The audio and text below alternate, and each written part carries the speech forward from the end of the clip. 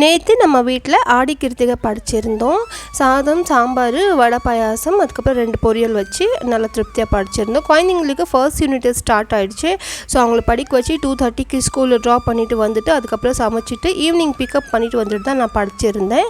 எப்போவுமே இது மாதிரி படித்தேன்னா நெக்ஸ்ட் டே மார்னிங் கொஞ்சம் மீந்துடும். ஸோ அதுவே நாங்கள் சூடு பண்ணி பிரேக்ஃபாஸ்ட்டுக்கு சாப்பிட்ருவோம். ஸோ பிரேக்ஃபாஸ்ட் வேலை தான் இல்லையே, காலையில் அந்த எக்ஸ்ட்ரா எனர்ஜி எப்படியாவது நம்ம யூஸ் பண்ணிடணும்னு சொல்லிட்டு ஃப்ரிட்ஜ் க்ளீன் பண்ணிட்டு இருந்தேன். அந்த க்ளீன் பண்ண ப்ரஷ் பார்த்திங்கன்னா டிமார்ட்டில் வாங்கினது ரொம்ப யூஸ்ஃபுல்லாக இருக்குது. அதில் நான் அதுக்குன்னு தனியாக ஒரு வீடியோவே போடலான்னு இருக்கிறேன். இப்போல்லாம் இந்த அரிசி காயோட தண்ணி நான் செடியில் ஊற்றுறேன், நல்லாவே டிஃப்ரென்ஸ் தெரியுது. நல்லா க்ரீனரியாக டெக்ஸ்டரே சேஞ்ச் ஆகிடுச்சு, கலர் அண்ட் டெக்ஸ்டர்.